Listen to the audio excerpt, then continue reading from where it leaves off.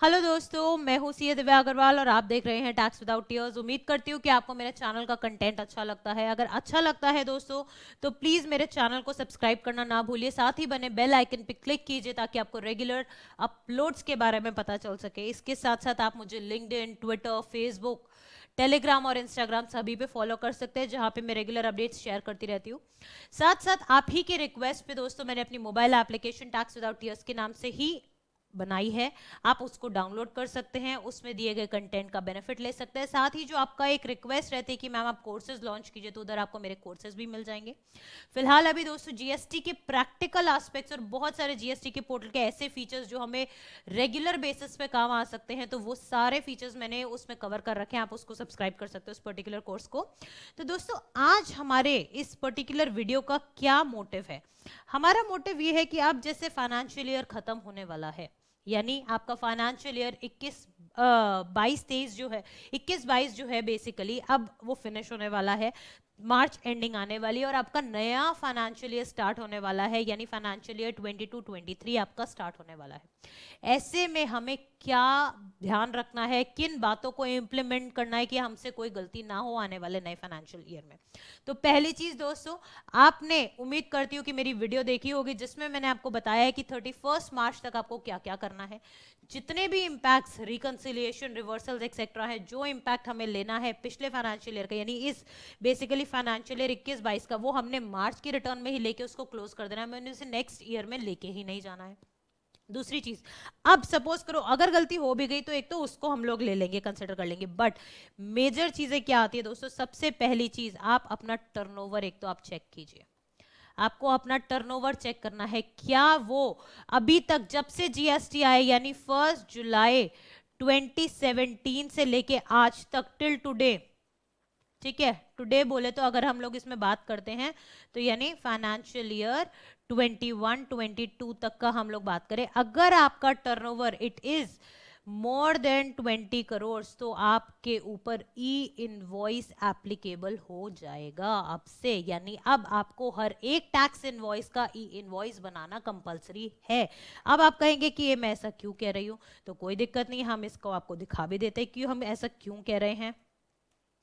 जैसे आप ई invoice system पे जाएंगे, ई इनवॉइस का मैंने पोर्टल एक्टिव किया है, तो ये देखिए, एज पर notification number 1/2022 dated 24 February, e invoicing is mandatory for tax payers with annual turnover of more than 20 crore from 1 April 2022।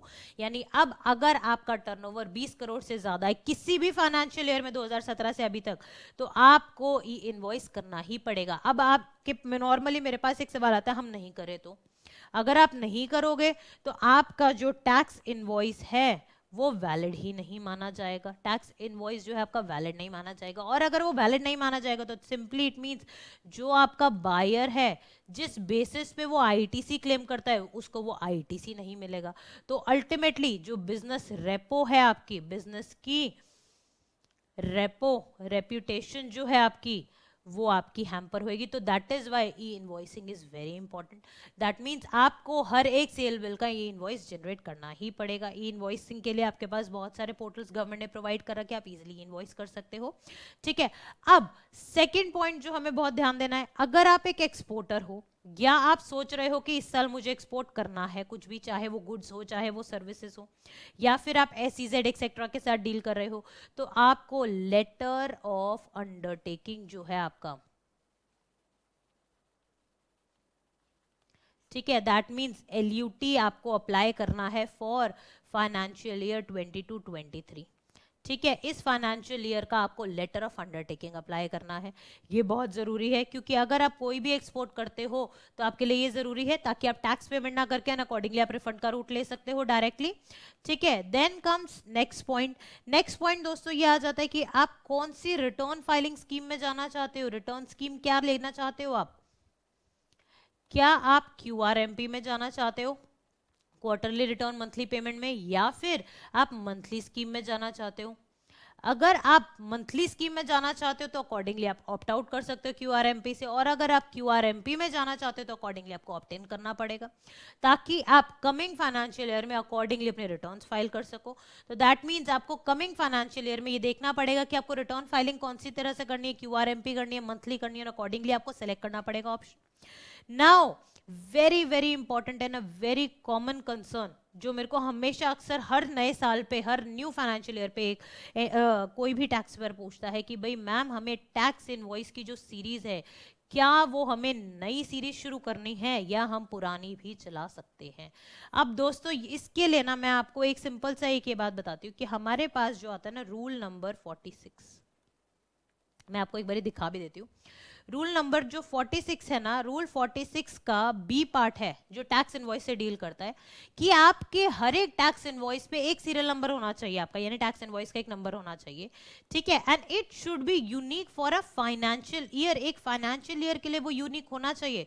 तो अब आपके लिए क्या कंसर्न है, आप चाहो तो सेम सीरीज को कंटिन्यू करा सकते हो और चाहो तो नई सीरीज भी प्रिंट करा सकते हो, कंप्लीटली आपकी डिस्क्रिप्शन है, कोई कंपल्शन नहीं है गवर्नमेंट की साइड से। बट हमेशा नॉर्मली मैं क्या प्रेफर करती हूँ कि आप ना नॉर्मली जब भी आप बिल्स रेस करते हो, आप ना अपना एक फाइनेंशियल ईयर सपोज करो 19-20 है तो अकॉर्डिंगली और बिल नंबर दे दिया, या फिर अब आप 22-23 शुरू करोगे, ठीक है, तो अकॉर्डिंगली आप ये ईयर मेंशन करके अकॉर्डिंगली आप नंबर दे दो। आप नई एक तो सीरीज शुरू कर सकते हो, या फिर अगर आपकी कोई और सीरीज चल रही है जिसमें आप ईयर नहीं मेंशन करते तो आप उसको भी आगे इजीली चला सकते हो, कोई भी किसी भी तरह की आपको दिक्कत नहीं आएगी। तो दोस्तों अब जैसे नया फाइनेंशियल ईयर शुरू होने वाला है तो आप इन चीज़ों को ध्यान में रखिए कि आपको LUT अप्लाई करना है, आपको ई इनवॉइसिंग के लिए जो तैयारी करनी है आप वो कर सकें। आप अपार्ट फ्रॉम दैट आपको कौन से रिटर्न पैटर्न में जाना है, और फिर अल्टीमेटली आपको अगर अपने बिल बुक्स प्रिंट कराने हैं, नया बिल नंबर लेना है, कुछ भी इस तरह से आपको करना है तो अकॉर्डिंगली आप वो भी कर सकते हो। तो आपको ये 4 चीज़ों का बहुत ज़्यादा ध्यान रखना है। इसके अपार्ट फ्रॉम दैट अगर कुछ और पॉइंट्स मुझे लगेगा जो बहुत ज़रूरी है, जो बहुत ही कॉमनली आस्क्ड कंसर्न्स हैं, तो डेफिनेटली मैं अपने वीडियो में लेके आऊँगी। उम्मीद करती हूँ दोस्तों कि आपको ये वीडियो अच्छा लगा होगा। इसी तरह से आप मेरे चैनल को देखते रहिए and definitely don't forget to share this information amongst your professional friends as well as the tax payers, ताकि वो लोग भी इस बात का ध्यान रख सके। Thank you so much and have a nice day.